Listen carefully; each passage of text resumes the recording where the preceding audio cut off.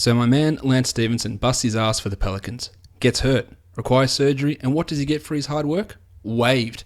SMFH. Something fans have to understand is you'll get mad when players leave during free agency or hold out for money. We have to do what's best for us. We have a small window to make as much money as we can. Remember, this is a business. When you can no longer serve your purpose, these teams cut you, trade you, or bury you on the bench. Case in point, Lance gets hurt playing and needs surgery now. So instead of supporting him and helping him get healthy, they cut him. Hashtag bullshit. Hashtag hold your head, lil bro. You are Locked On Fantasy Basketball, your daily podcast on fantasy basketball. Part of the Locked On Podcast Network. Your team every day.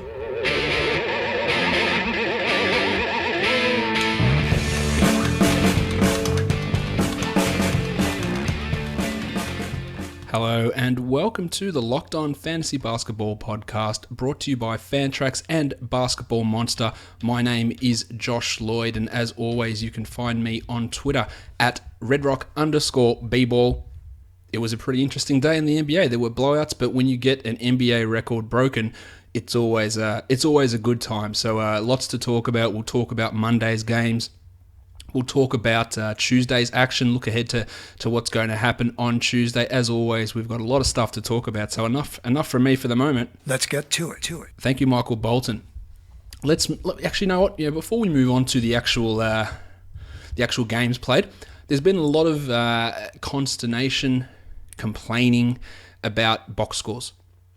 Where can I find a box score that's good to read, that's got the information that I want? No one can find one.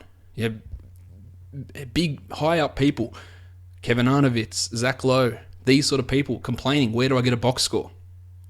Well, my man Glenn McComb from Melbourne, Australia, has created a Chrome extension. You would have seen this get literally retweeted or quote tweeted by every big-name NBA media person in the world today. His Twitter handle is LENYMO, and you can find the link to his Chrome extension there. It's an ESPN box score extension for Chrome. So you put it on, you know how Chrome extensions work. You click on that, and it actually transforms this box score into having the four factors. It has pace, offensive rating, defensive rating, offensive and defensive rebounding percentage, turnover percentage, field goal attempts per free throw attempt. All of the four factors which are included in Dean Oliver's book of basketball, which revolutionized the analytics part of basketball, they're included on this box score. And it takes away the old crappy box score that we used to have and puts all these numbers on there, and it's been universally praised. So Glenn, congratulations. I know Kevin Arnovitz is going to be sending you some sort of, he wants to send you some sort of baked goods, but I'm not sending you baked goods, but I'm giving you a shout out because it's fantastic. I've installed it if I'm using Chrome, which I always use as my browser. And if you want to find a way to look at these box scores in a significantly better way, go to Glenn's Twitter handle, LENYMO, send him a thank you, give him a follow, and download this Chrome extension and use it. It looks brilliant. It's fantastic to see the pace of a game as it's happening. How fast is this game going? Is it above pace that we think? Are these teams slowing it down? What are they doing? What are the offensive ratings doing? All this sort of stuff. You can get a real snapshot of to how teams are looking, who's looking like they're going to win based on these four factors, plus the regular box score numbers. Glenn has done a fantastic job. Not just me saying it, it's from all across the basketball community. If you didn't see this tweet today, I'd be surprised. But if you haven't, go to Glenn's Twitter account, LENYMO, download his Chrome extension. What's it actually called? That'd be good if I knew that. And now it's not telling me. Anyway, you'll find it on his Twitter account. It's a box score extension for ESPN box scores, and it's brilliant. So congratulations to Congratulations to Glenn for this box score extension app.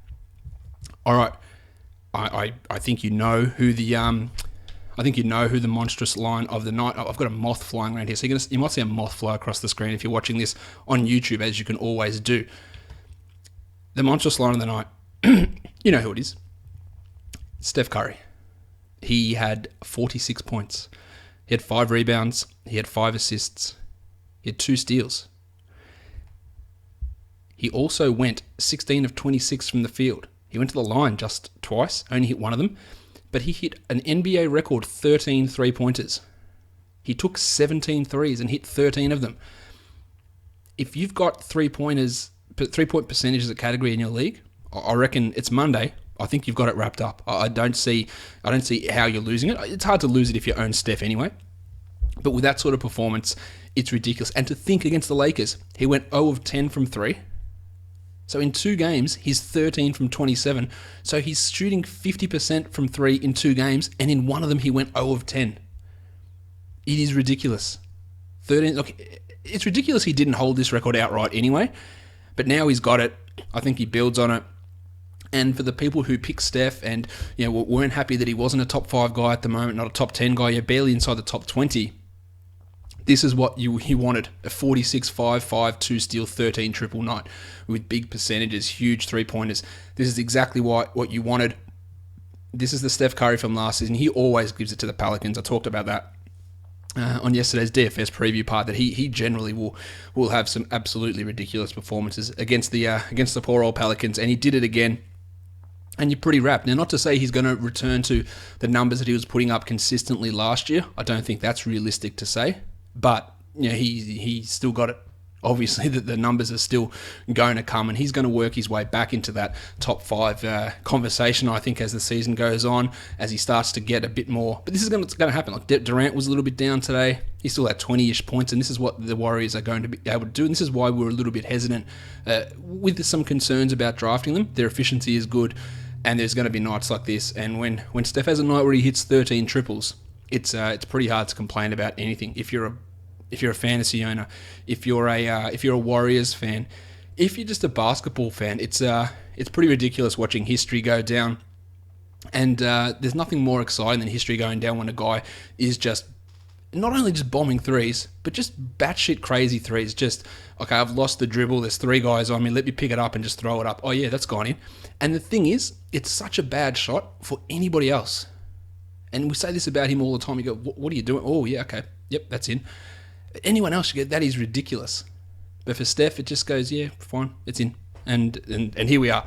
So Steph Curry is your monstrous line of the night. The waiver wire line of the night, Triskaidekaphilia. Now, I include him as the waiver wire line of the night because he is owned in less than 70% of leagues, which is the cutoff that I use. He's only owned in 67% of leagues, so he's not going to be available in every league, but he has had a quiet start to the year. Now, as I mentioned with Triskaidekaphilia ad nauseum throughout the preseason, and you might not have listened throughout the preseason, you can only have Triskaidekaphilia on your team if you are willing to lose the free throw percentage category. It's as simple as that.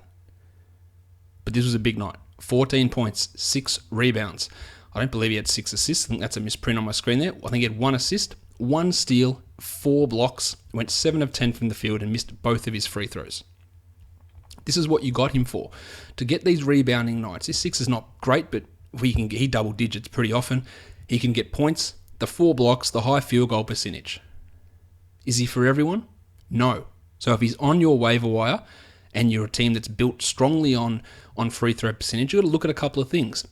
Will his potential blocks, steals, rebounds, field goal percentage, will that push me over the edge in those categories enough for me to sacrifice free throws? It might. But it also might not. So in a roto league, I would say to forget about it, and you really do have to look at how your team is going. Now, credit goes to Mike D'Antoni for actually playing Capella the 27 minutes here, which he should be doing in most games because he's clearly the superior center there. He's better than Nene. He's significantly better than Montrezl Harrell. But D'Antoni's been very frugal with the playing time for Triskaidekaphilia, which has been extraordinarily frustrating for his fantasy owners. But this is a glimpse that we saw of what he can do when he's given that. Look, he's not going to play 35 a night. He might play 27, 28. He might get to 30. Let's hope he works into that. But this is what he can do. He can protect the rim. He gets steals. He gets boards. He gives you field goal percentage. And he gets in position to finish alley-oops from James Harden all the time. And when Harden is literally dishing 15 assists a game, you're going to be in a good position because James Harden's on a completely another level at the moment. But Capella can get in that spot and finish off the pick and rolls, finish off the alley-oops from Harden, and you'll be pretty happy about it. But as always with him, you need to look at your team. No point adding someone because they had a big game and it completely screws everything up with the rest of your squad. Just a reminder, this podcast is part of the Locked On Podcast Network. Go and listen to Locked On Rockets with Ben DeBose. Ben has a chat today with Eric Spiropoulos, and I've been on Eric's podcast before. He's in some of the listener leagues, I believe. I think he's in one of the 30-team leagues and another couple of the listener leagues. Eric was on Ben's podcast today. They discussed Clint Capella and his form. They discussed James Harden. They discussed the move of Eric Gordon to the bench for Corey Brewer. So go and have a listen to Locked On Rockets for all your Rockets news. And Ben had a podcast, I think, 2 days ago discussing the Nene and Clint Capella situation and his reasoning behind why the minute split was there. So go and have a listen to that. And the Locked On Team podcast, they go for between 15 to 25 minutes. You play it on 1.5 speed, which is what I do. You get out of there in 15 minutes for a 20-minute podcast, basically. It goes really quickly, and you get a ton of information. So go and check that out. The Young Gun of the night. Wasn't a great night for Young Guns. Miles Turner gets the nod. 12 points, 5 rebounds, 2 blocks. Good percentages, 5 of 8 from the field, 2 of 2 from the free throw line. Definitely not his best night so far, and he has been down, but it's hard to judge too harshly on this game. In a game where the Pacers got destroyed. And there's a lot of issues in Indiana. And I've said this before, and this is nothing against the Pacers, nothing against the Pacers fans. But when a front office makes a dickish decision, and when they make a stupid decision, which it appears dumb, and then it doesn't work out, I get happy. Because I don't like stupidity being rewarded. I didn't like Larry Bird firing Frank Vogel because you can only have a coach for 3 years because they start tuning them out. I didn't like Larry Bird moving on, taking a guy, Nate McMillan, who's been a decent coach in the past, but has never been a great option, a guy who's never been a push the pace coach, which is what Bird wanted. And Bird just wanted to take his team and go, all right, we have been the best defensive team or a top 5 defensive team for the last 4 years. Let's forget about that. Let's go for speed and offense. When your team's not built that way. Let's bring in Jeff Teague for George Hill, which is a significant downgrade. Let's bring in Al Jefferson to try and rescue the second unit, which is a significant downgrade. Just some really, really weird decisions, and it's been horrible so far for the Pacers. They get blown out way too often. Their defense is an absolute atrocity, and it shows the value of Frank Vogel. It shows the value of a guy like Jan Mahinmi, and of course the value of George Hill, but their defense is just... It is horrendous. It's so poor, and the Hornets dropped 75 points in the first half today. I think they had 47 points in the first quarter. Like, these numbers are... The Hornets scored 75, maybe it was 73, in the first half.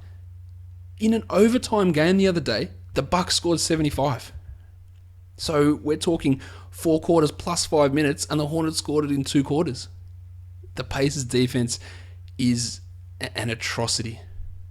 And it's nothing to do with the pace they play. They just lost good defensive players and tried to put other guys in there to fill the gap and be this spread team, and it hasn't worked. But I apologise to Pacers fans. I just hate when a decision comes out and you go, what are they doing? Which is what we did with Indiana, or what I did with Indiana, and there was a lot of people.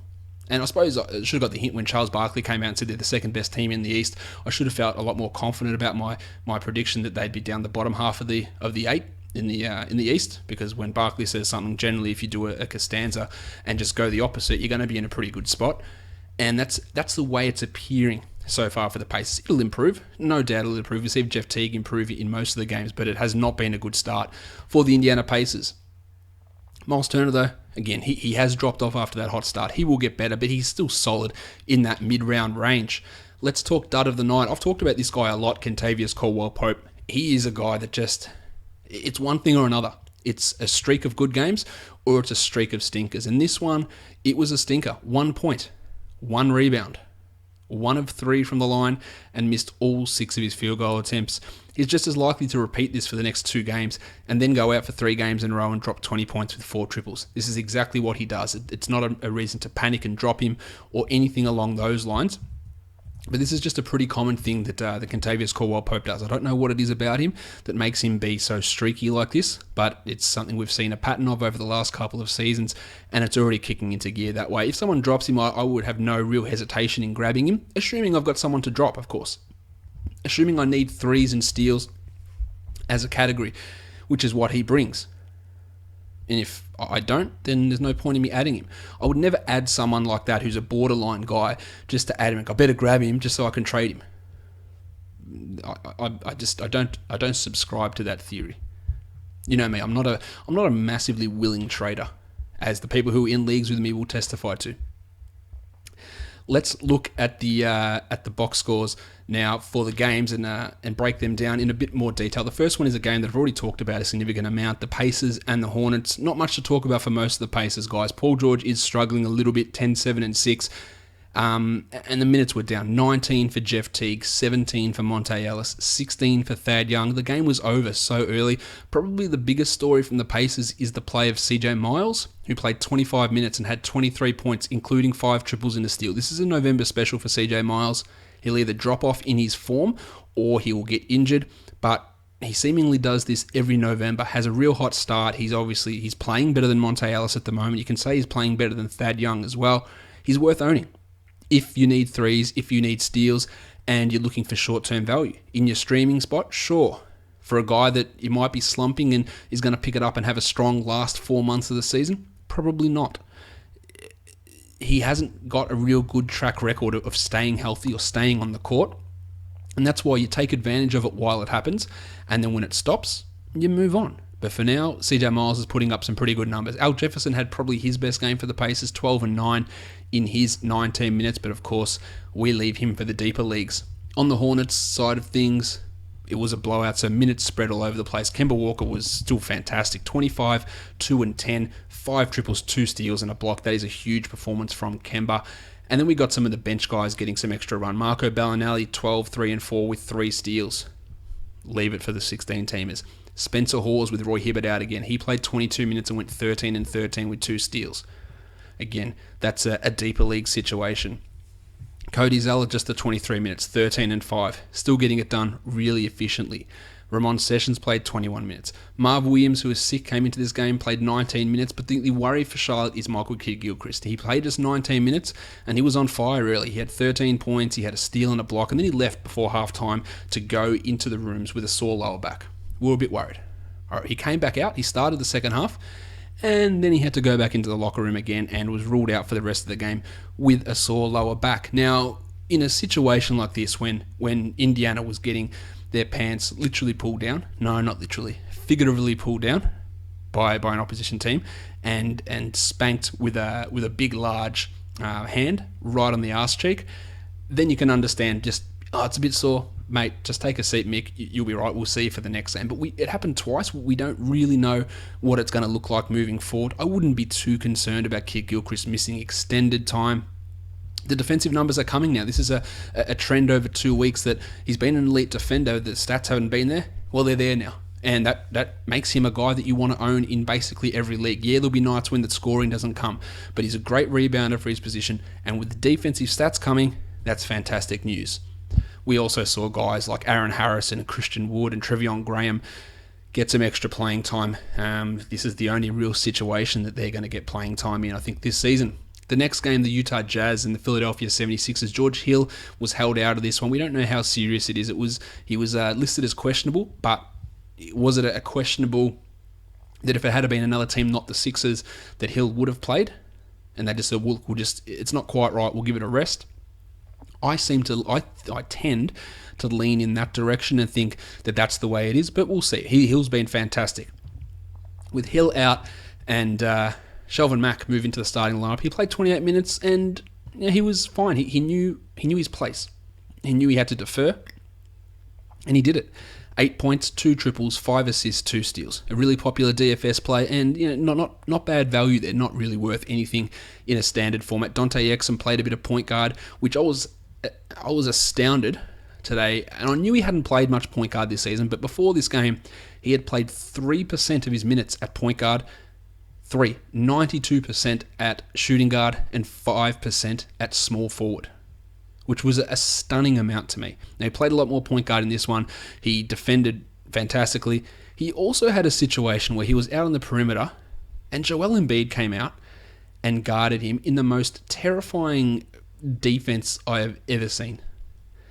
Exum's not a small man. He's 6'6", he's long. But when you're a 6'6" point guard out on the perimeter, and a 7'2" behemoth comes out and gets up in your face and sticks with you, it just must feel ridiculous to have a guy come out and just put the pressure up in your face, and he is that big. Because that's what Embiid did. If you haven't, every time Embiid's on, I don't care what is happening in the game. I have to watch, because there's just stuff that will happen. I'll go, what the hell is going on with this guy? Who is this guy? This guy can be anything. He threw a dream shake on Jeff Withey in the second half in this game.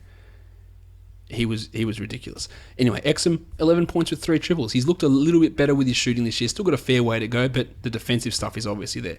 I'm loving what I'm getting from Rod Hood. 18 points again, 4 triples, a steal and a block. Gordie Hayward, 27 and 5 with a steal, and both those guys were super efficient. As I said, I don't think there's any need to worry about Rod Hood with Gordie Hayward coming back, and that's 2 for 2 in decent performances, or better than decent performances from Rod since Gord has come back. Derek Favors, if you bought low, well done.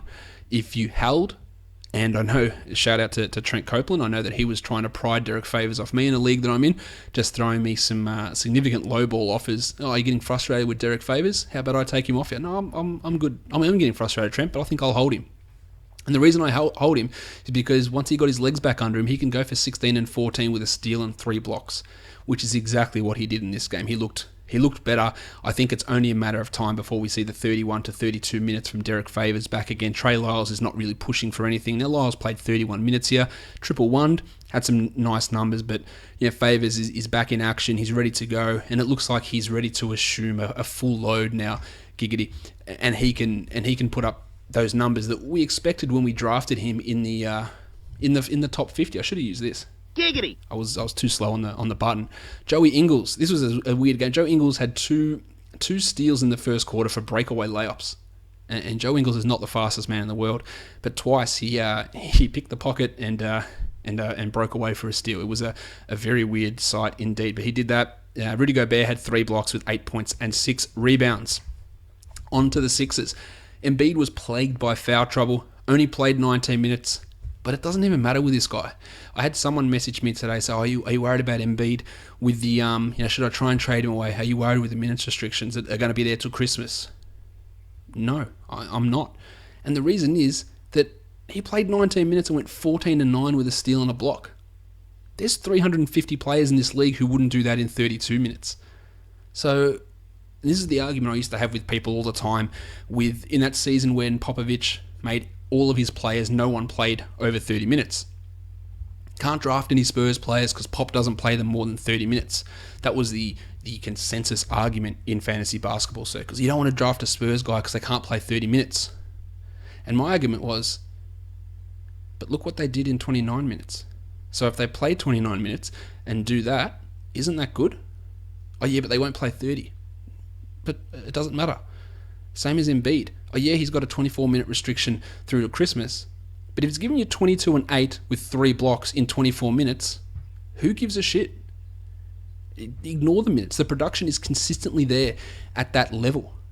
And in 19 minutes today, a 14 and 9 with a steal and a block. And this was far from his best game, but he still almost led the team in scoring. He is doing so much, and I am extraordinarily happy that I got on him. I had two bets for Rookie of the Year this year. Ben Simmons, then he broke his foot, then I got it on Embiid at $5. Happy with that. And my other one was James Harden for MVP. Also looking pretty happy with that. He was at $21, so hopefully those two bets can pay off for me. But Embiid, as I said, this person said, are you worried? Should I try and trade him away because you're worried about the minutes restriction until Christmas?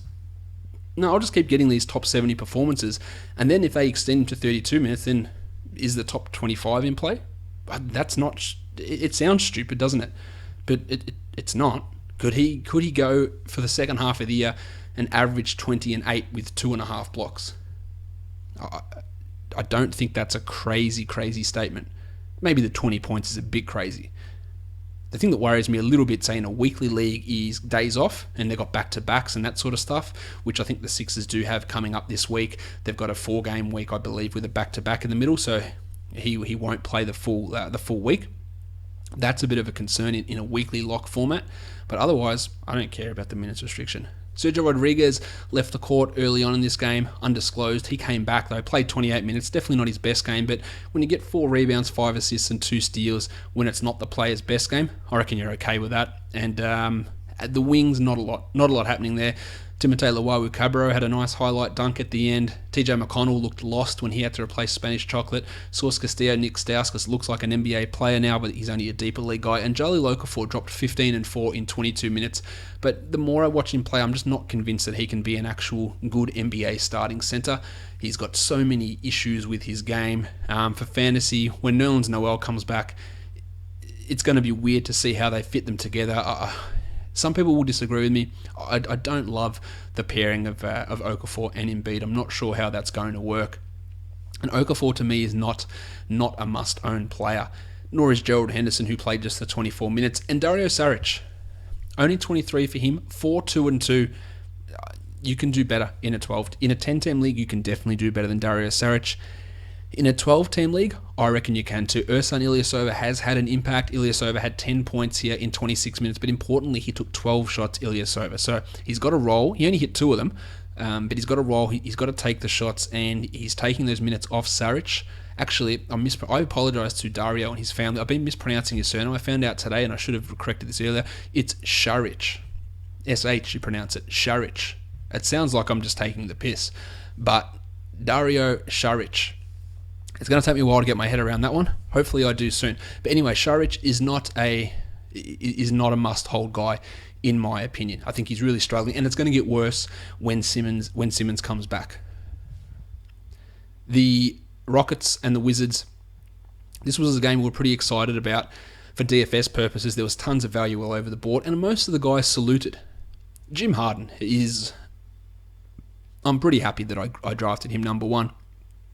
The last 4 games, he's got 30-plus points and double-digit assists. He had 32, 6, and 15 here. He was 11 of 11 from the line. He was 11 of 19 from the field. He hit 3 triples. He's going to average double-digit assists this season. He has a significant, legitimate shot at leading the league in points and leading the league in assists. He is doing so much for this team. It's amazing. Ryan Anderson's best game as a Rocket, I would say, 23 and 7 with 5 triples, had a steal and 2 assists, which is a bit rare for him. But as I always say with Rhino, when the 3 ball doesn't fall, there's just nothing for him, and he's very up and down in that sense. Trevor Ariza, one of his better games as well, 4 triples, 3 steals, 15 points, a good night there. Corey Brewer got the start in place of Eric Gordon. Not really sure of the benefit of that. 16 minutes for Brewer, and they say, we want him out there to guard John Wall. Well, that's great, but John Wall played 35 minutes. So what did you do for the other 19 of them? You needed to guard him for the opening 4 minutes of the game, and then not at all after that.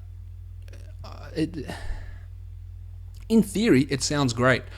In theory, you would go out and say, okay, we want Corey Brewer to guard John Wall. Okay, so Wall's going to play 35 minutes. Brewer's going to play 35 minutes. What's the point of putting Corey Brewer out there to start the game? He's on John Wall. That's it. He's done it. He started on John Wall 5 minutes, and then for the rest of the time that John Wall's on the court, he's on someone else. And the minutes remain exactly what they were before.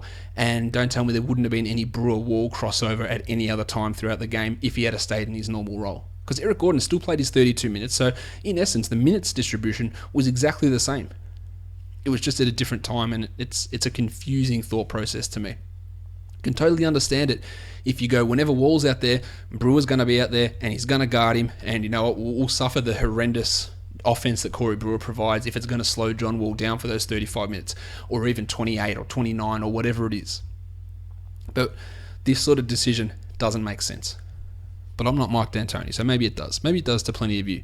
Eric Gordon had 11 points with a steal and a block and 3 triples. He has to be owned. He's sort of a borderline guy. The scoring's not quite there. He's doing some decent defensive stuff. And the assists aren't quite where we want them to be either.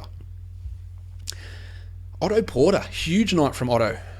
20 points, 8 rebounds, 2 threes, 3 steals, and a block. Now, I was big into Otto as a rookie and as a second-year player. I thought this guy's got a lot to offer. And then last year, he struggled a bit, especially down the stretch, and struggled early on here. But this is a couple of big games, not in a row. I think he's had 2 big games out of the last 3. And he's looking like a really important player for this team. It's going to be interesting to see what they do in the off-season as he's a restricted free agent.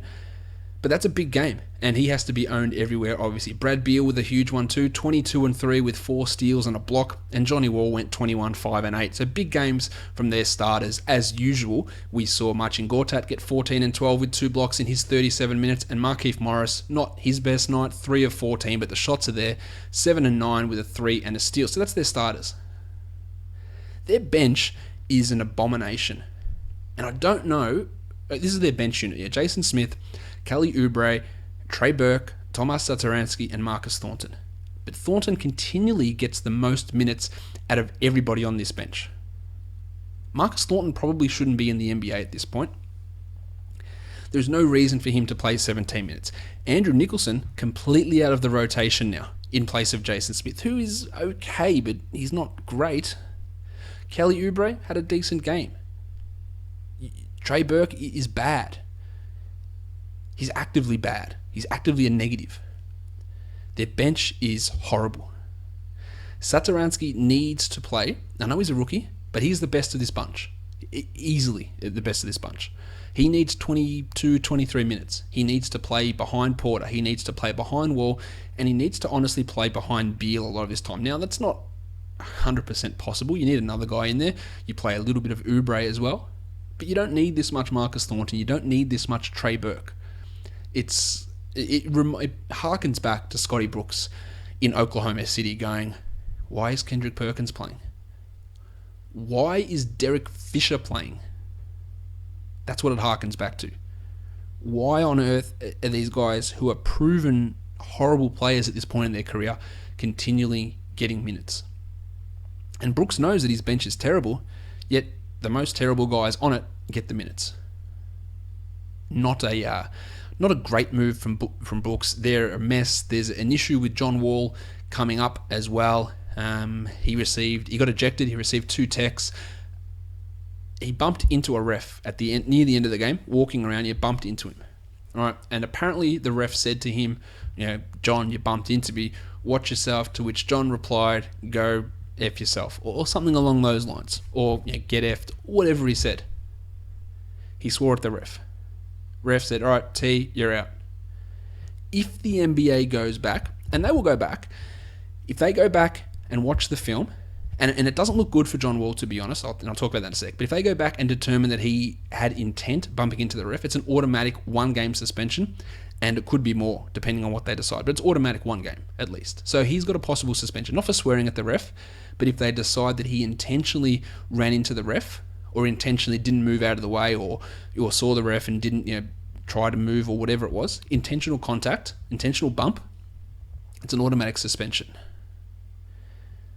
But the thing that bothers me about it the most, and I don't think that John Wall deliberately bumped the ref for any reason. I don't think that he did that, so I don't think he'll get suspended. But it's a little bit of an issue of him swearing at a ref.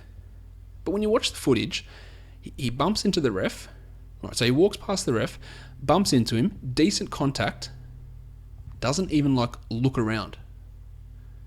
Now, if you are walking down the street and you accidentally bump into someone, right, you bump into someone with your right arm, your immediate reaction is you turn your head over your right shoulder and you look back. And I'm doing it here, even though you can't see me on the screen. But you turn your head over your right shoulder and you look back and you go, sorry. All right, it's an immediate reaction. John Wall bumps him with his right shoulder. Bit of time goes off and then looks a little bit to his left. So doesn't look to his right where the bump happened. So if it's accidental, just think about it yourself, and not starting a witch hunt on John Wall, but think about it yourself. If you walk down the street and accidentally bump someone, your instinct is your head turns in that direction to where you hit and turns to say what the hell just happened, because you weren't expecting a bump. Yeah? Wall doesn't do that. He waits and then looks off in complete other direction deliberately. And that That's the worrying sign to me, that he knew the ref was there. He didn't get out of the way, because if you didn't expect the contact to come, you would have had a little bit of, oh, what's that? And turned and said, sorry, mate. Sorry, I can't remember who the ref was. Sorry, Mick, whoever it was.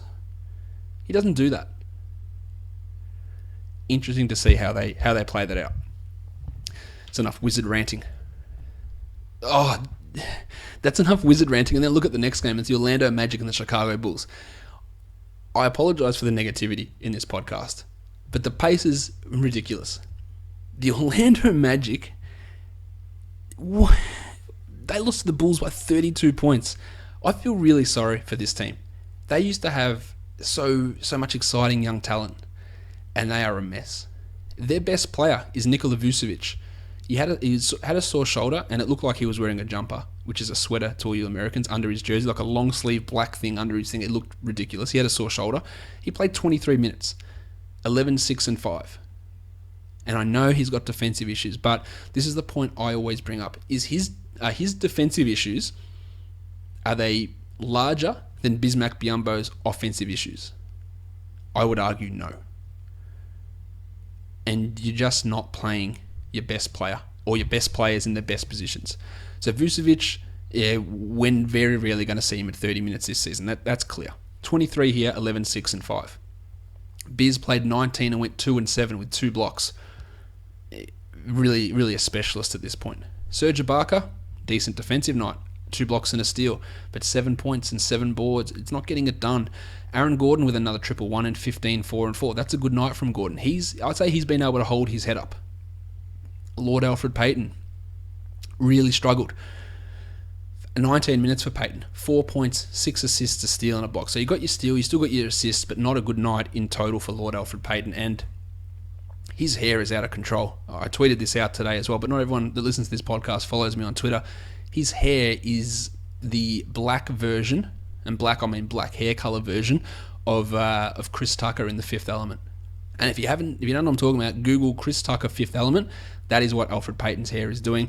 And I know my man Philip Rossman Reich is he may go and ask Alfred if he's considered dyeing it blonde for me. And if Alfred Payton comes out with dyed blonde hair, you know exactly where that came from. It's from me. So go and Google Chris Tucker Fifth Element. That's what Lord Alfred Payton's. So I saw someone say he's got a hair visor, which was pretty humorous as well. The hair is ridiculous. Anyway, no focus on hair. This team is a mess. Evan Fournier, 13 points in less than 30 minutes. And the bench, Mario Hezonja, he's not developing. Jeff Green, don't know what he's doing in the league at this point. DJ Augustine, 23 minutes for 6 points. You still hold Serge, you still hold Gordon, Vucevic, Payton, Fournier, but they are just not put in a perfect example or a perfect situation for them to flourish. At least Frank Vogel's got the defense playing better than his former team. The Chicago Bulls, Rajon Rondo, he only played 22 minutes, so you might look at a guy, it's a blowout, but don't, because that's not the case. Because Fred Hoiberg changed his rotation patterns because he wanted to get someone out there that would actually defend. So instead of the usual rotation, Rondo was out after 6 minutes and Isaiah Cannon came in. Rondo had 9, 3, and 6 with a steal and a block. So in the end, the numbers are alright, but he's still an atrocious defender. As for Cannon, he played almost the same minutes, 21 minutes, 10 points, and 4 rebounds. A decent scoring source in a deeper league. Jim Butler, this was a good game from Jim. He played a lot of point as well. He had 25 and 7 with 4 steals and a perfect 10 of 10 from the line. Dwayne Wade, in only 25 minutes, went 16, 3, and 4. Added 2 steals, added 2 blocks, and he's looked really good this season. Apart from a stinker on that back-to-back the other day, that's a big performance from Dwayne. And Taj Gibson, absolute fountain of youth for Taj Gibson, even though he's not that old, but this is easily the best basketball of his career, I would say. 16 and 11 in 28 minutes for Taji. He needs to be owned. And Robin Lopez, that's 3 games in a row, over 20 minutes, wherein he'd struggled before that to get to 28 and 7 for Lopez with a block. You probably want to own him. But you need to know where the limitations are. Nick Mirotic, a piss poor game again, to be honest. 2 out of 9, 6 points, 4 rebounds in 21 minutes. You have to still own him.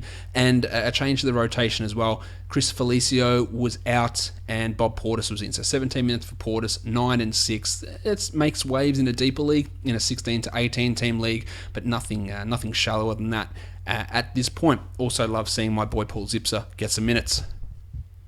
The Miami Heat, Another blowout, and the Oklahoma City Thunder. I think it was a blowout. The Heat's uniforms, they were disgraceful, and I like uniforms. I like different uniforms, but that was an abomination. And this box score is an abomination. And when you see James Johnson as the leading scorer on a team like the Heat, you just throw everything out you know about life, really. 18 and 6 for James Johnson, a steal, 2 blocks, and a triple.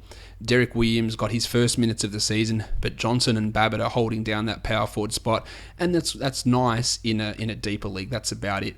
Will Reed, 11 and 4 with 2 blocks. He gets it done whenever he plays, so always watch him. Tyler Johnson, not a great night, but 10 and 4 with 2 steals and a block still makes him a 12-team league guy.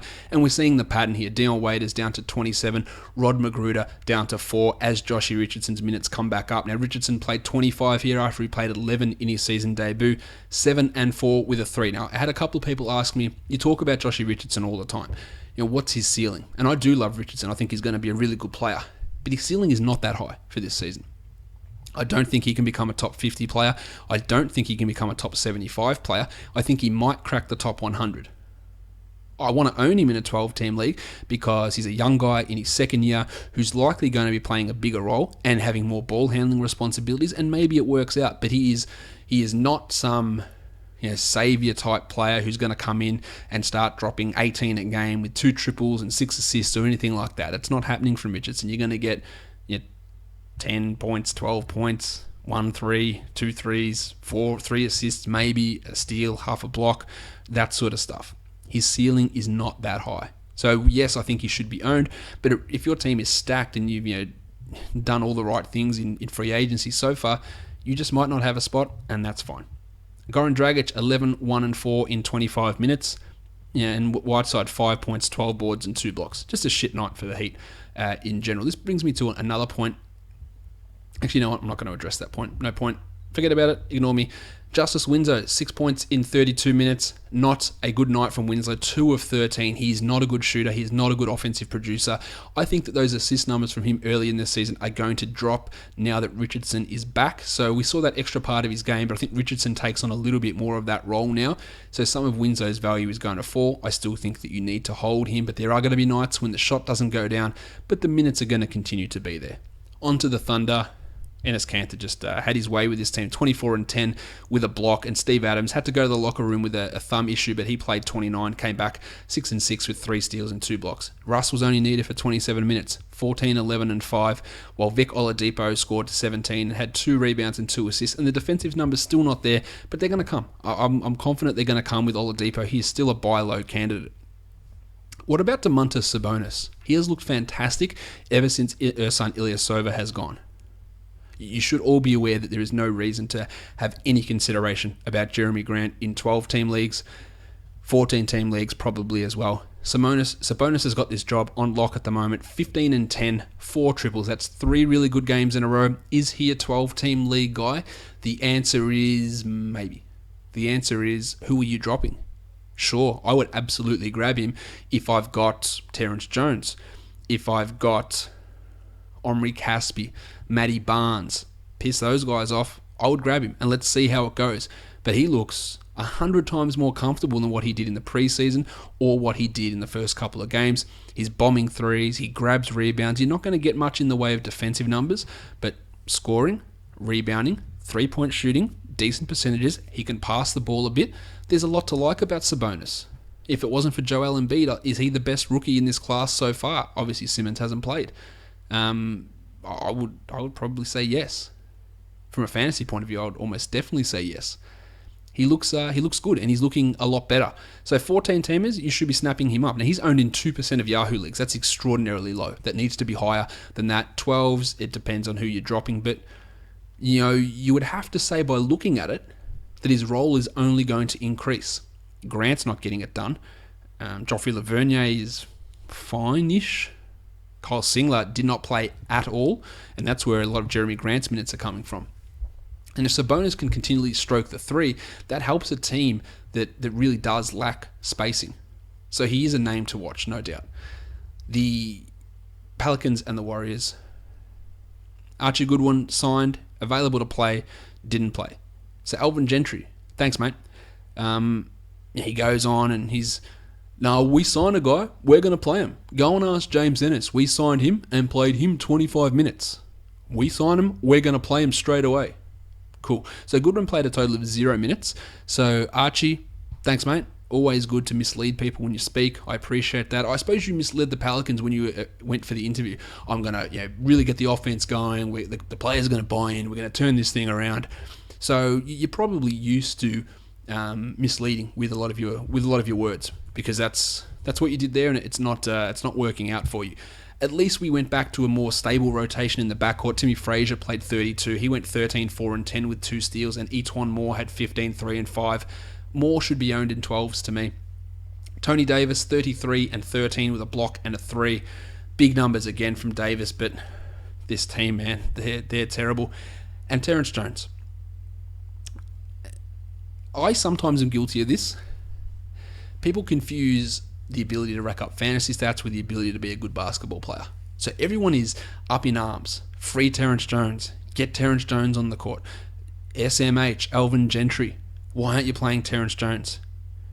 The answer is he's not good. And there are very few players, and when I say not good, I say they're not NBA caliber players or NBA caliber high rotation players. And there are 3 players I've been pretty consistent on with that thinking over the last 2 seasons. One of them is Terrence Jones. And yes, he plays 50... Shit, if he plays 50 minutes, he's doing well. He plays 30 minutes, you're looking at potential top 50 numbers. There's no doubt about that. But he's not a good enough player to get those minutes. Lance Stevenson is the second of that troika of players who I don't believe are NBA caliber players. But if they play enough minutes, the stats will get racked up.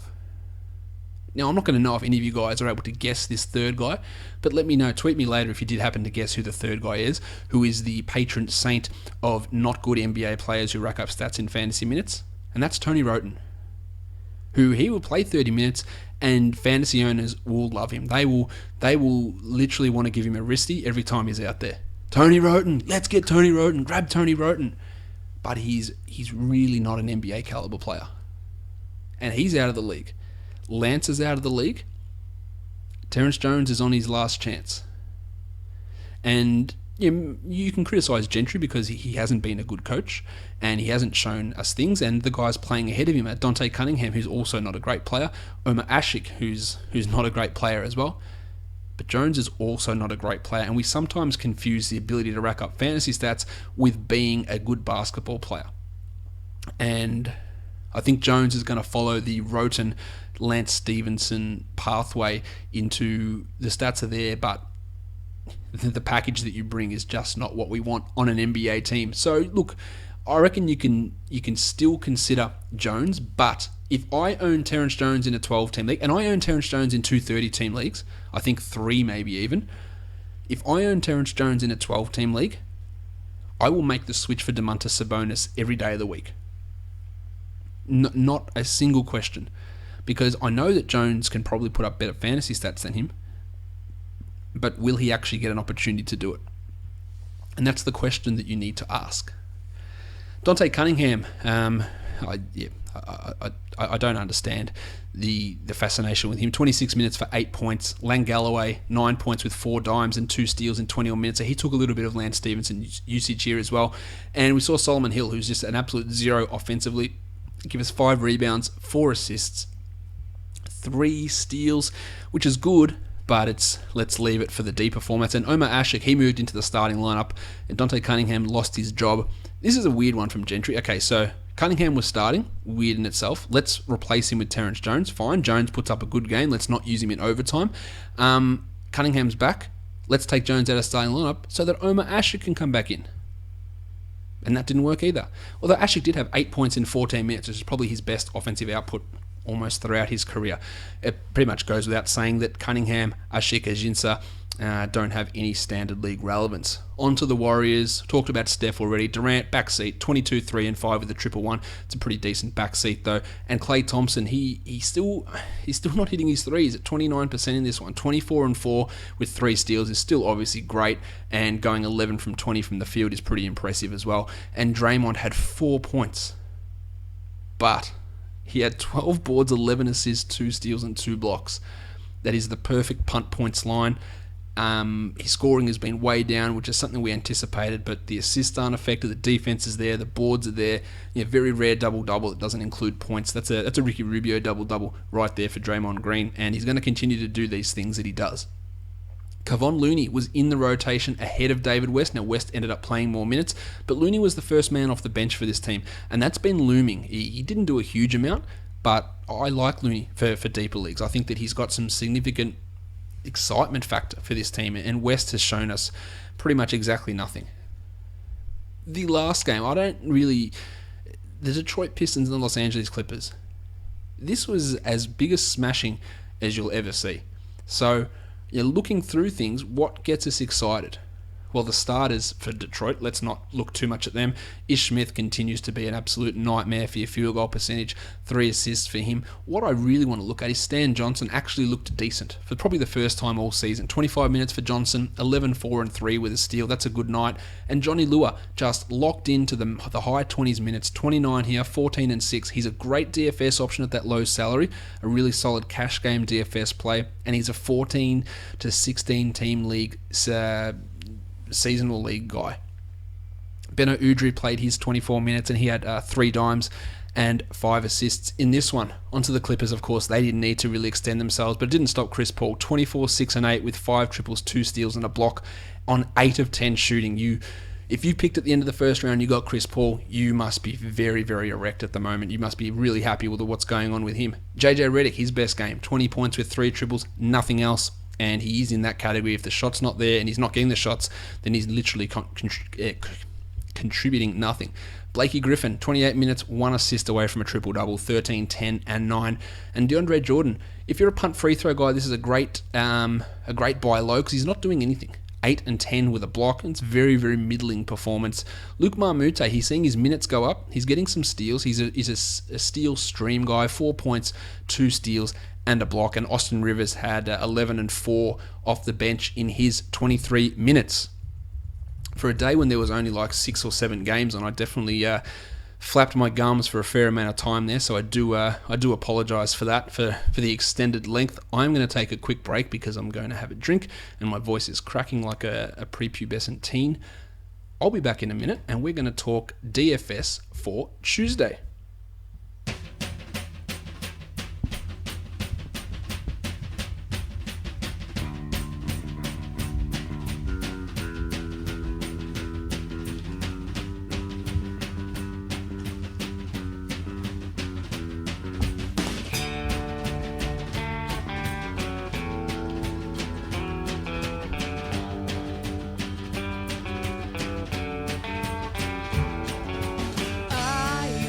Now I had a dream of you on that cold September night. I had nothing left to look forward to. I thought you were all I want. Alright guys, we're back. Let's look at the perfect DFS lineup for Monday's action. On FanDuel, you're looking at Chrissy Paul at 49.2 and Steph at 59.5. The first time that Steph has reached value all season. Jim Harden at 53.7, Brad Beal at 35.9, and Otto Porter at 40.6, all coming from that same game, which is a really interesting game to target. James Johnson at 29.7, good luck to you if you put him in. Derek Favors at 41.3, well, that was a definite punt because there was no way you could have predicted he was going to get back in business. Enes Kanter at 37.5, and another one from Houston and Washington, Marcin Gortat at 35.9. That gave you 383.3 points. On DraftKings, we had Kemba at 51, Brad Beal at 37.5, Otto Porter 42, Spencer Hawes at 36.25, and Enes Kanter at 40.5. Steph 68.25 over on DraftKings. Favors had 44, and Chris Paul had 52 for a total of 371.5 points. This is a perfect time for me to remind you, everyone who's living in the States, this is election day for you guys. Just vote. Please make sure you vote and make sure it counts. The rest of the world implores you to actually vote, to have your say in what happens, because it not only affects your own country, it does affect things that happen throughout the world. So everyone over in the States, just make sure you vote. Thank you. That's my public service announcement. We don't have a choice over here in Australia. We have to vote, compulsory voting over here. So it's a weird feeling for us to decide whether we're going to vote or not. You guys have the choice, and go make your choice. Atlanta and Cleveland is the first game up tomorrow. The Cavs are favoured by 8.5. The total is 207. We know that Kyle Korver is out. He had a baby. Well, he didn't have a baby. His missus had a baby, so congratulations to the Korvers. I don't know the name, but I'm going to guess that the baby's name starts with K. I know it's a wild guess, but I can almost guarantee you it starts with K. The Cavs, that doesn't start with K, favoured by 8.5 points. Let's look at the point guard situation. Dennis Schroeder is at $6,000. I like it. It's a good matchup against Kyrie. He had a nice 35-point game in the last outing. He's averaging 29 across the season. A positive matchup for him. I like Schroeder in this matchup. As for Kyrie, $7,300. It's not an exorbitant salary. It's come down by $500. He hasn't really been cracking in that hard lately, but this is an opportunity for him against Atlanta, who is giving up points to point guards, for Kyrie to get back involved. I think he's a tournament point guard and definitely someone that should be in your grouping of players that you consider to use. Malcolm Delaney's always a tournament punt, just in case there's a Schroeder malfunction, I guess is maybe the worst way I could have possibly phrased it, but you know what I mean. And Delaney does have the ability to get to 20 points, but it doesn't happen all that often. Shooting guard. We don't know who is replacing Kyle Korver just yet. I will go out on a limb, and I don't think it's a very far limb to go out on. I'll go and say it's Timmy Hardaway Jr. It could easily be Thabo Sefolosha, though, but I think Timmy gets the nod. He's at 3,600. He's had some big games this year, but I feel like his role will be fairly solidified. I don't think they're going to go in there and play him 26 or 24 minutes and give Taurean Prince 25 minutes to completely replace Korver. I think you're going to see the minutes concentrated to Bazemore, Hardaway, and Sefolosha, and then Prince or even Bembry come in and play a little bit extra. And we might even see some Schroeder and Delaney play together some more. So I think that Hardaway is going to be a little bit more reliable, but he does rely upon that three. And if the three in his shooting doesn't fall, then he doesn't do too much else. But I think at 3,600, I think he's going to just force volume. And I reckon you feel pretty confident of getting at least 16 points out of Tim Hardaway and upside for a fair bit more. J.R. Smith is always a tournament player. He's at 4,300. He cannot be relied upon for cash, I don't think, but he can go off, but he's not one of my favourite guys to look at. And Iman Shumpert at 3,900 has actually been putting up some okay numbers. I don't hate it if you want to go cheap in a tournament. No, sorry, in a cash, I don't hate it. I think you can get 19 out of him most nights, but I would probably prefer to go with a guy like Hardaway at that $300, even less than what Shumpert is. Kent Bazemore at 4,700, big game from Kent in the last one. Had 35 in that one. I'm not massively confident if he's going to be matched up against LeBron. That doesn't really inspire me with much confidence, but he has done well against Cleveland in the past. He's averaging 28 the last three times these two teams have played each other, and that's at 4,700. That's a decent return. So don't completely write Bazemore off here. Thabo at 4,300. If he gets the start, I'm still not really interested. And LeBronald at 9,900. You're just getting 50 every time out from LeBron at this point, so I think you can be fairly confident about locking him in almost as the number one option in your lineup, and then building around that. Mick Dunleavy, Dick Jefferson, both of their minutes have been declining recently, so no play for them. And Taurean Prince, maybe you think he gets an extra bump. He's a minimum salary guy, and he's looked good when he's played, but I just don't think the minutes are going to be there for him. Kevin Love at 7,300 as a power forward. I think you should feel fairly confident of getting between 30 to 36 out of Kevin Love, and at 7,300, I reckon you're okay with that. In cash, specifically, Paulie Millsap at 8,000. Not sure about it. The Cavs do restrict big men in a fairly significant manner. Now, Millsap can go big, obviously, but I'm not keen outside of a tournament situation. Mike Muscala at 4,000 hasn't really been getting stuff going, and this is not a good matchup for him either. At the centre position, Tristan Thompson, as long as he remains under 5,000, he's a great cash centre. 4,800 for Thompson. You really like him. Just you get 25, 26, and then with an opportunity to go big. His lowest score in his last five is 22. So I'm pretty confident with Thompson as a cash centre. Dwighty Howard at 8,200. He's been putting up the numbers lately. Really getting it done. a bit of a risk in this one. The Cavs could decide to go small, and that might worry him a little bit. But I think you can be pretty confident of getting 35 out of Dwight. But at 8,200, is that the sort of return on your investment you want? I'll gamble and say probably not. I reckon you can probably do better at the center position than spending that on Dwight. Minnesota Timberwolves and the Brooklyn Nets. We know that Jeremy Lin is out for this one. Rick Rubio is out for the Timberwolves. And General Grievous Vasquez has also been ruled out for the Brooklyn Nets.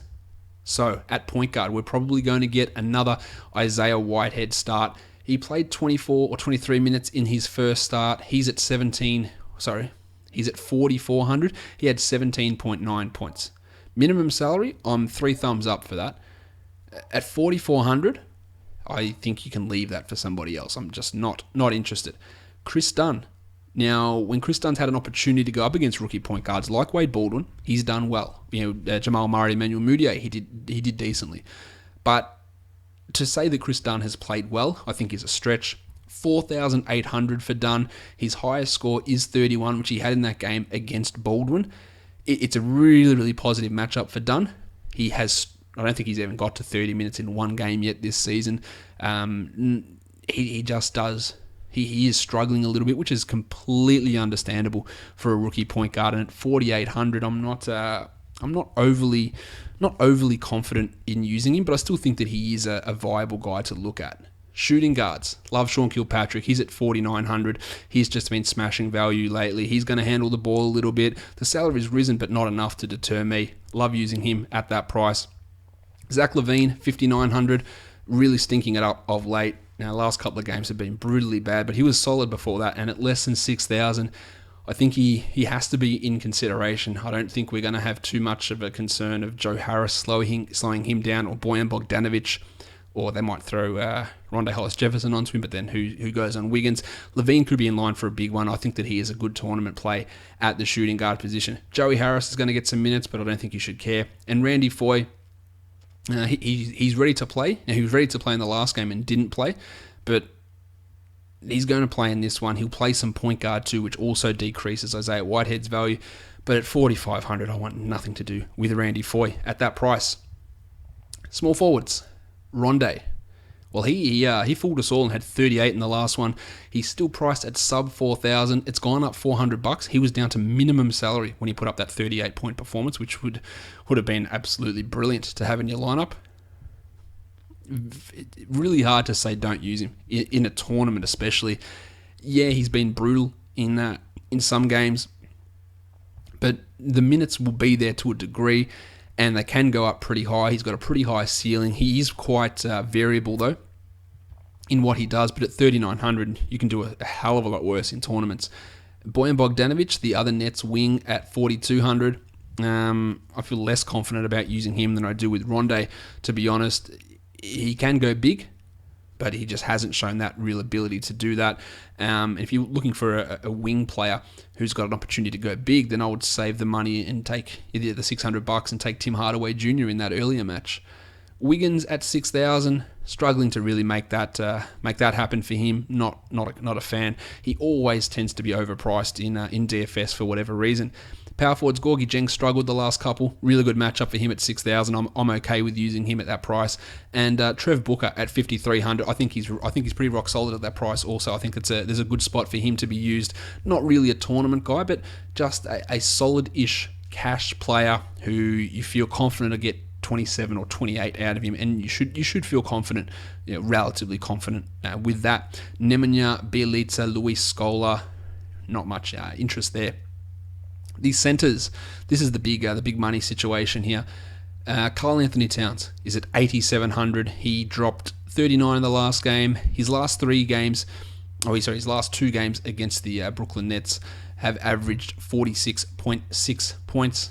That's obviously very good. At 8,700, he's had a $200 dip. He comes into this one with a real opportunity to have a significant, a big game. I think that he's one of the better high-price centers that's out on the board. Not the best, but he is one of them. Brookie Lopez is down to 6,900, a $400 drop. Is he worth using against Towns? Yes and no. I don't think that you can have any trust in Lopez for a tournament, but the minutes thing hasn't really been too much of a worry lately. Yeah, he's not getting the 30, but he's getting very high 20s, and his production has been pretty okay. So I think you should have a bit more confidence in Brook than what we would have had, say, a week ago, talking about what Kenny Atkinson was doing with this team. The next game we take a look at is the Denver Nuggets and the Memphis Grizzlies. The Grizzlies are favoured by 2.5, and the total is 202.5 points. And as is tradition, Mike Conley has been named as questionable, not for his Achilles, which is good, for a hamstring issue. So we want to monitor that situation. And if Conley doesn't play, you're going to see either Wade Baldwin or you're going to see Andrew Harrison. And the uncertainty between those two makes me not interested in really either of them. Maybe you're looking at a tournament, but maybe Baldwin starts and plays 21, and then Harrison plays 37. Who knows how they're going to run that situation? Compounding it is that Tone Allen is also questionable with a groin issue that bothered him the other day. So that's a concern. What the Grizzlies' backcourt is going to look like. Is it going to be Troy Williams, Andrew Harrison, Wade Baldwin? That's not good. And is the value going to come for anybody? I think Baldwin's got the high. I know Baldwin's got the highest upside out of the group, but it's not excitingly high. Conley had been tearing it up before this. If we know that he's playing at 7,100 against this Nuggets backcourt, I like him. If we don't know, then you leave him out. Baldwin at 36 has marginal interest to me. The shooting guard will be using Tone Allen, I don't think, at 4,000, despite his big game. Actually, no, I didn't cover the other point guards. Emmanuel Mudiay at 5,800. We know he's not going to do what he did against Boston. He is averaging 29 across the last 5 games, including that big one. If Conley doesn't play, I think that he's worth looking at. If Conley does play, I don't think that we'll be investing there. And Jameer Nelson at 4,200. Love him for a tournament. He's playing minutes alongside Mudiay. He's playing minutes at point guard. And with Gary Harris, most likely not at 100%. You're going to see some Jameer Nelson. Hopefully we don't get 30 minutes of Jameer Nelson again, but at 4,200, if you're going to get 24, 25 points out of him, which you could easily do, he's had a 30-point game already this season. I like that for a tournament for Nelson. At shooting guard, I said we're not touching Tone Allen. Gaz Harris at 4,600. He had 22 points in his 22 minutes in the last game, so a pretty decent start to the season for Gaz. But yeah, let's just wait to see. Unless you want to go in a tournament, but let's just wait to see him actually get back to full strength. Jamal Murray at 3,500, he's out of our calculations now. Small forwards, Danilo Gallinari, 6,100, just not returning enough value. That salary needs to come down significantly before I'm interested there. Wilson Chandler is also listed as questionable with a hamstring issue that forced him out of that Boston game. He's at 5,200, and he would be really appealing if we knew he was going to play, but unfortunately we don't, so that makes it harder to use him at this early stage. Obviously, we're not touching Chandler Parsons, who dropped a big 3.6 on us in the last game, and he's at 5,900. Jim Ennis at 4,400 gets a bump if Tone Allen is out. I think he'll play a fair bit of 2 if Allen is out at 54. Try again, 4,400 for James Ennis, but obviously that depends on the status of Tony Allen, and Vince Carter gets a bump in Allen's absence too. He's at 3,800, and you'd look at him as a tournament player because the Wings have had pretty good success against Denver so far this season. Power forwards, big men have really thrived against Memphis, so what do we do with Nikola Jokic? He's at 5,400, the salary has come down. This is almost as good a matchup as you can expect from him. We don't know what Michael Malone is going to do. I'll tell you who also doesn't know what Michael Malone is going to do. His players and himself. He has no idea what he's going to do on a night-by-night basis, so there's no way we can really know. So there is zero chance you can use Jokic in a cash game. In a tournament, we know that he can go out there and drop 50 and be the difference between winning and not for the team and for your fantasy team. 5,400 is real appealing. And even in a 22-minute performance against Boston, he still had 21 points, which is not far off value. I think he's a decent tournament punt, but it's shaky. I'll say that much. JaMychal Green's at 44. He's just not getting it done at the moment. Ken Fareed at 5,100. Nice game against Boston, but can't trust Malone, and Fareed's not good. That's not a good combination for me. Zebo at 5,400. Yeah, the minutes are just too fluky in that situation there. what I said for Nikola Jokic, let's just copy and paste it for Yusuf Nurkic. He's at 5,800. Tournament fine. He could go out there and obliterate the Grizzlies, although going up against Marc Gasol, maybe obliterate's not the right word, but he could go out there and go big. But he could go out there and play 13 minutes. And Malone is just he's just toying with us now at this point. Gasol at 7,100. He generally does pretty well against Denver. Big men have had a real field day against them this season. 7,100 for Gasol is fairly highly priced, but he is averaging 35 across the last 5 games. So I don't think that he's a guy to completely avoid. You would consider him, but there are better center options that are out there at the moment. All right, so let's get to the next game. The Phoenix Suns and the Portland Trailblazers. The Blazers are favored by 7.5. The total here is 217 points. Point guards going up against Phoenix have done well. The Blazers' point guard's name is Damian Lillard. He did not do that well against Memphis, but this game has got 50 written all over it for Lillard. There's a real chance that he does go big in a big spot here. He's a little bit risky, and he's not the safest of cash plays, but in this matchup, I feel relatively confident at a $9,800 price tag. On the Phoenix side of things, Eric Bledsoe's at 7,300, just really struggling to get that value back. Now, he's traditionally done really well against Portland, and Lillard's a horrible defender, so maybe Bledsoe can get that run going, but he's obviously deferring to both TJ Warren and Devin Booker at this point, and that's reducing some of his fantasy output. On the shooting guards, Alan Crabb's at 39, tournament only. Good matchup, but he just is not a stat accumulator. CJ McCollum at 71, love him in this spot. We know he did great stuff against Memphis. Getting 35 out of CJ doesn't feel that much of a stretch. And 4,600 for Brandon Knight, that is so cheap for Brandon Knight, but he's not even meeting that value. That's how bad he's been playing. Could the defensive stylings of CJ McCollum get Brandon Knight reinvigorated? You only want to find out in your 10th lineup in a tournament, I reckon. As for Booker, he's up to 6,700, so we've jumped by a whopping $800. Yes, he had 50 in the last game. Yes, he's averaging 38 across the last 3. At 6,700, is there an opportunity for him to go and give you another 35 points? Sure. Would I trust it?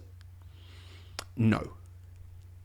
I wouldn't think that it'd be a cash game trust situation. Small forward Mo Harkless, 47, really playing well at the moment, but there's always a risk with him. Tournament for me. Evan Turner, nothing for me. And TJ Warren, I love that at 6,400. He's just going to give you 35, it feels like, every single night. So I love him in all sorts of formats here. PJ Tucker, the minutes are coming back. The points are not, so forget about him. And that's the small forwards done. Power forwards, not a lot to really talk about here. We're not getting Ed Davis, Jared Dudley, Marquise Chris Myers, Lendl Noah Vonleh into our lineups.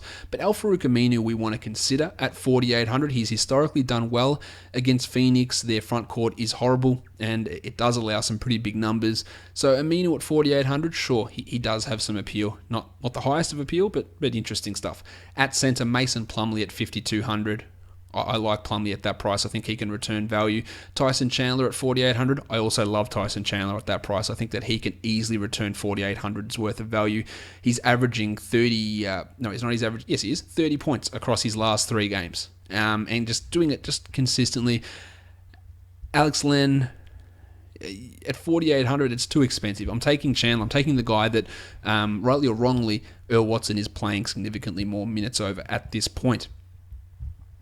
The next game up is the New Orleans Pelicans and the Sacramento Kings. The Pelicans on a back-to-back after that performance against the Golden State Warriors. The Kings are favored by 6, and the total here is 203.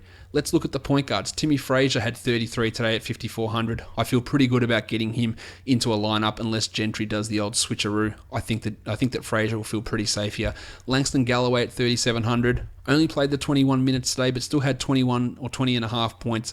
So he's okay value at 3,700. I do like him. I don't love him, but I do like him. Darren Collison is back. He's at 6,500. He's going to play. He's going to be the starting point guard for this team. 6,500 feels a little bit higher to start out with. It's a good matchup against the Pelicans, no doubt about that. but I'm not sure that I want to go out and use Collison at 6,500. I reckon he'll be pretty lowly owned in tournaments, so I would consider him there, but yeah, I'm not a massive fan. Obviously, Ty Lawson drops. His salary's already dropped. It's down to 4,200, but I don't even think that that's going to be worth us looking at. Shooting guards, Etwan Moore's at 4,400. That feels like that price is almost bang on, and that means there's not a lot of value to exploit there. Aaron Aflalo's at 3,600.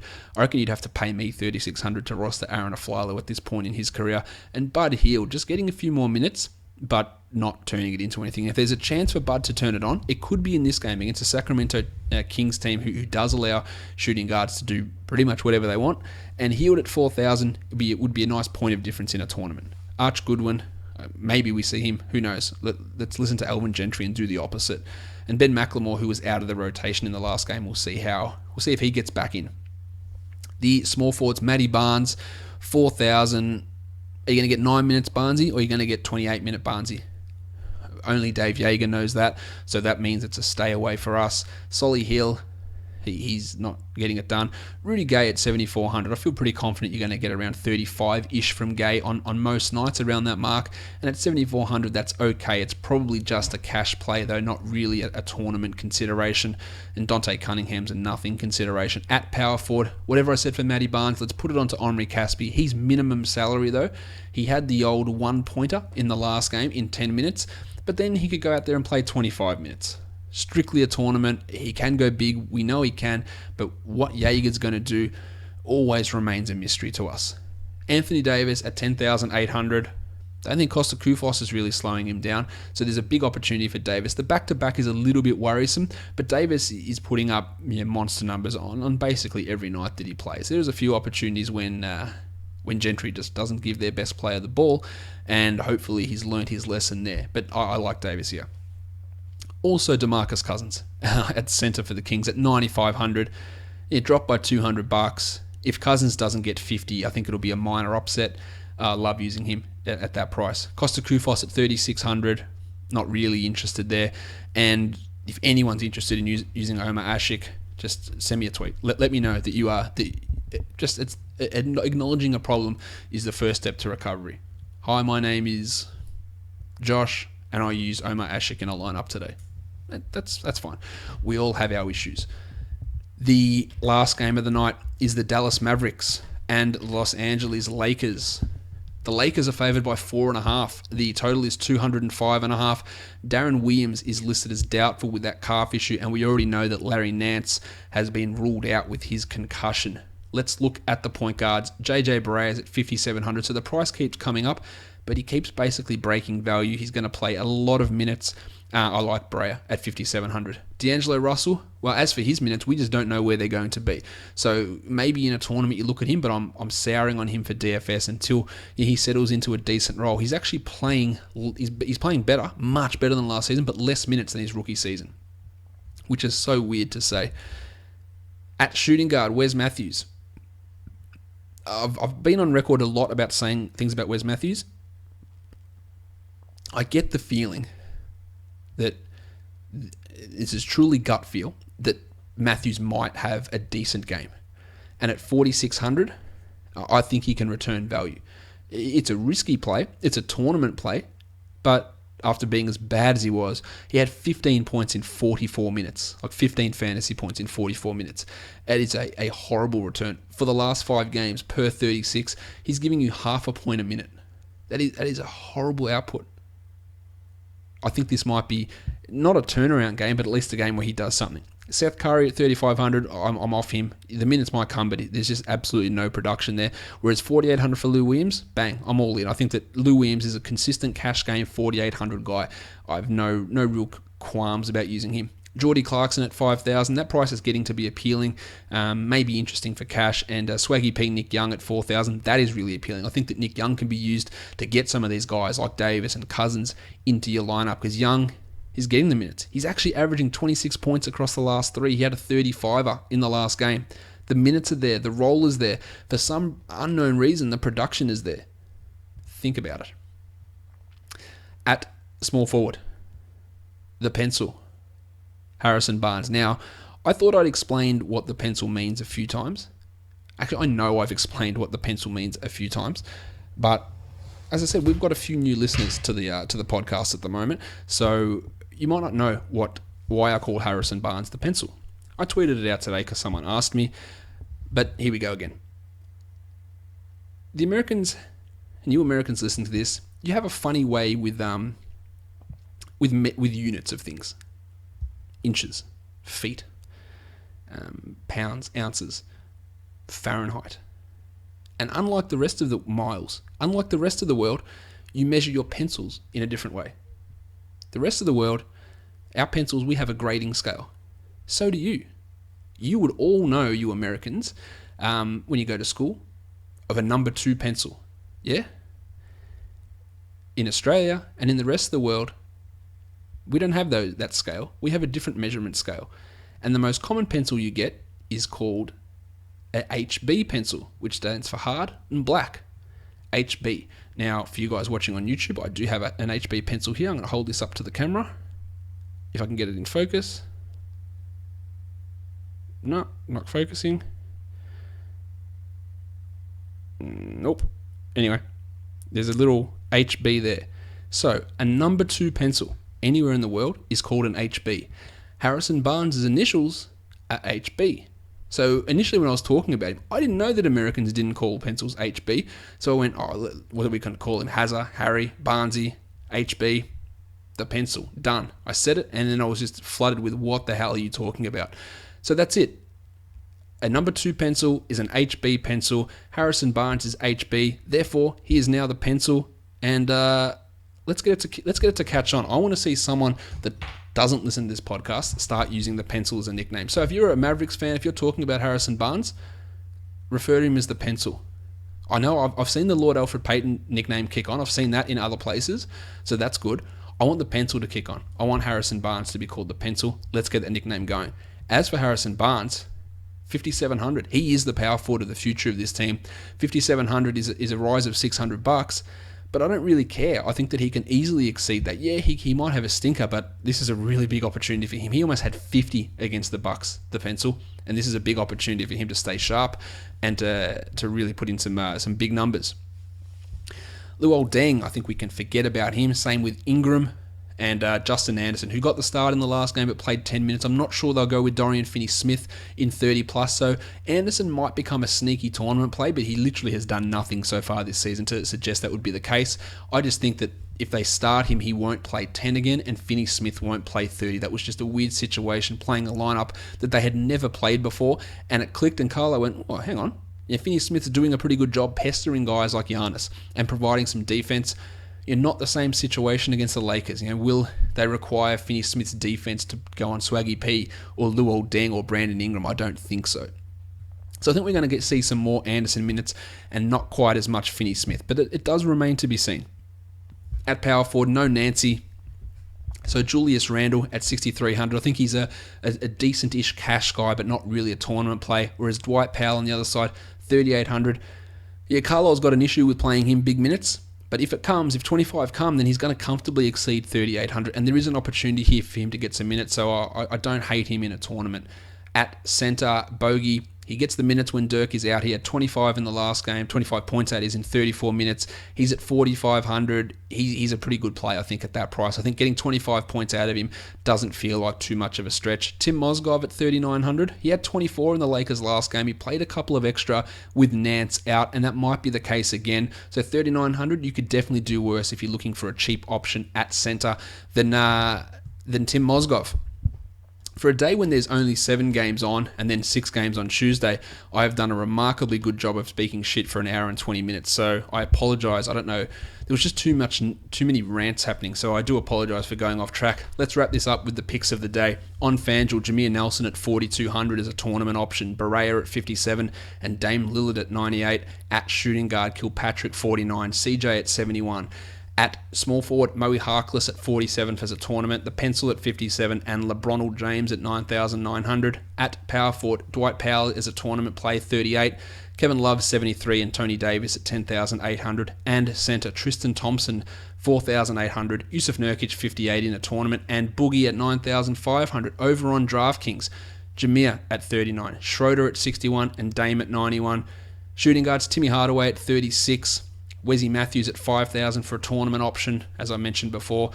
Moe Harkless at 45, bit of a tournament play. The Pencil at 67 and LeBron at 99. Power forwards, Trevor Booker 49, Kev Love at 33, and Anthony Davis at 11. And the centres, Bogut 42, Thompson 51, and Boogie Cousins 10,400. We are done. Check out the rest of the Locked On Podcast Network. Fantrax, Basketball Monster. If you're on iTunes, leave this podcast a review. I'll give you 3 thumbs up in return. There's 2 of them. I'll get the 3rd one out later. 5-star review would be awesome.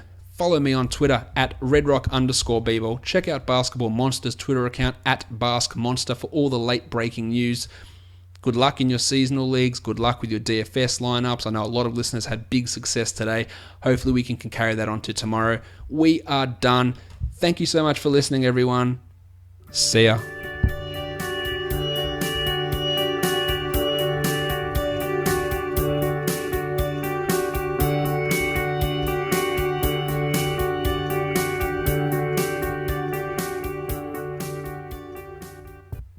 Matt Barnes.